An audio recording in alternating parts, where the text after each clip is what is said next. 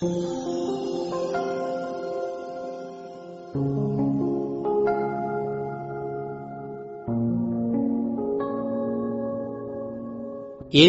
திருமுழுக்கு பெருவிழா. திருவழிபாட்டு ஆண்டு 1. திருமகன் இயேசுவின் அன்பு மக்களாய் இன்றைய திருப்பலி கொண்டாட்டத்தில் பங்கேற்க ஒன்று கூடியிருக்கும் அனைவருக்கும் என் கனிவான வாழ்த்தை உரியதாக்குகிறேன். கிறிஸ்துவின் பிறப்பு விழாவை கொண்டாடி மகிழ்ந்த நாம் இன்று நம் ஆண்டவர் இயேசுவின் திருமுழுக்கு பெருவிழாவை கொண்டாட இறைவனின் திருப்பாதத்தில் ஒன்று கூடியிருக்கின்றோம். இன்றைய நாளில் இயேசுவினுடைய தாழ்ச்சி, பொறுமை, இறைவனிடமிருந்து வந்த அழைப்பை முழுமையாக ஏற்று வாழும் நல்லுள்ளம், பணியார்வம் என்பவற்றையும், இயேசு இறைமகன் என்பது வெளிப்படுத்தப்படுவதையும், தூய ஆவியார் அவர் மீது இறங்கி வருவதையும் இறை வார்த்தைகள் எடுத்து எம்பி நிற்கின்றன. இயேசுவின் வழியை நாமும் பின்பற்றி தாழ்ச்சி, பொறுமை, பணியார்வம் உடையோராய் வாழ வரம் கேட்டு தொடரும் பலியில் பங்கேற்போம். முதல் வாசகம். இறைவாக்கினர் எசாயா நூலிலிருந்து வாசகம். அதிகாரம் 42, இறைவார்த்தைகள் 1 முதல் 4 மற்றும் 6 முதல் 7 முடிய. ஆண்டவர் கூறுவது: இதோ என் ஊழியர், அவருக்கு நான் ஆதரவு அளிக்கிறேன். நான் தேர்ந்து கொண்டவர் அவர், அவரால் என் நெஞ்சம் பூரிப்படைகின்றது. அவருள் என் ஆவி தங்கும்படி செய்தேன். அவர் மக்களினங்களுக்கு நீதி வழங்குவார். அவர் கூக்குரல் இடமாட்டார், தம் குரலை உயர்த்த மாட்டார், தம் குரலொலியை தெருவில் எழுப்ப மாட்டார். நெறிந்த நாணலை முறியார், மங்கி எறியும் திரியை அணையார். உண்மையாகவே நீதியை நிலைநாட்டுவார். உலகில் நீதியை நிலைநாட்டும் வரை அவர் சோர்வடையார், மனம் தளர மாட்டார். அவரது நீதி நெறிக்காக தீவு நாட்டினர் காத்திருப்பர். ஆண்டவராகிய நான் நீதியை நிலைநாட்டுமாறு உம்மை அழைத்தேன். உம் கையை பற்றி பிடித்து உம்மை பாதுகாப்பேன். மக்களுக்கு உடன்படிக்கையாகவும் பிற இனத்தாருக்கு ஒளியாகவும் நீர் இருக்குமாறு செய்வேன்.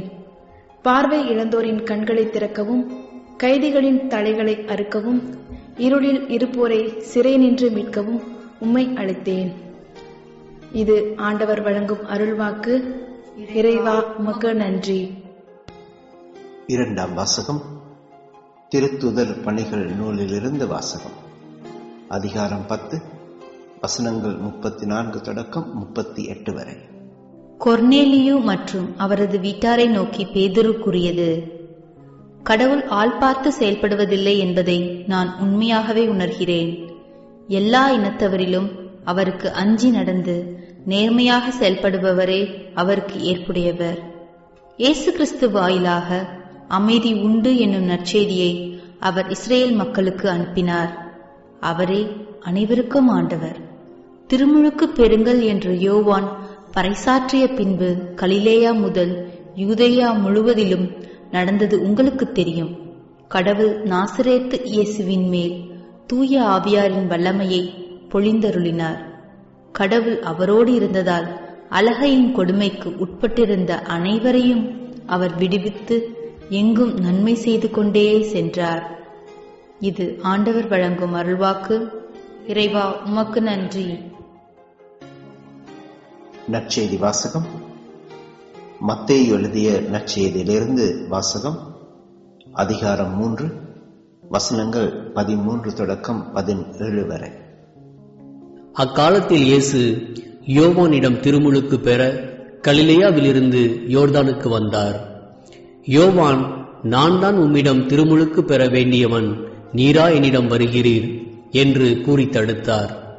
இயேசு, இப்பொழுது விட்டுவிடும், கடவுளுக்கு ஏற்புடையவை அனைத்தையும் நாம் நிறைவேற்றுவதுதான் முறை என பதிலளித்தார். அதற்கு யோவானும் இணங்கினார். இயேசு திருமுழுக்கு பெற்றவுடனே தண்ணீரை விட்டு வெளியேறினார்.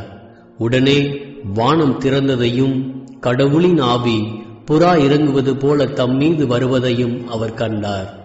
அப்பொழுது, என் அன்பார்ந்த மைந்தர் இவரே, இவர் பொருட்டு நான் பூரிப்படைகிறேன் என்று வானத்திலிருந்து ஒரு குரல் கேட்டது. இது கிறிஸ்து வழங்கும் நற்செய்தி.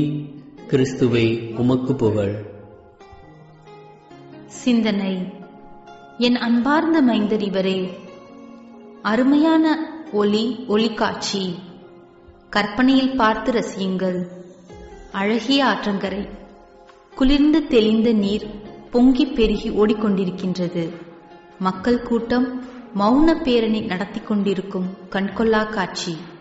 வண்ண வண்ண பறவைகள் வானில் சிறகடித்து வட்டமிட்டு பறக்கின்ற மற்றொரு காட்சி. அவற்றுள் வெள்ளைப்புறா ஒன்று மட்டும் அனைவரின் கவனத்தை கவரும் வண்ணம் உள்ளது. சலசல ஒளியில் இயற்கையின் காதுக்கினிய இன்னிசை விருந்து. இதமான இந்த ஒளியின் நடுவே ஒரு பேரிடி முழக்கம், விண்ணதிரும் பெருங்குரல்.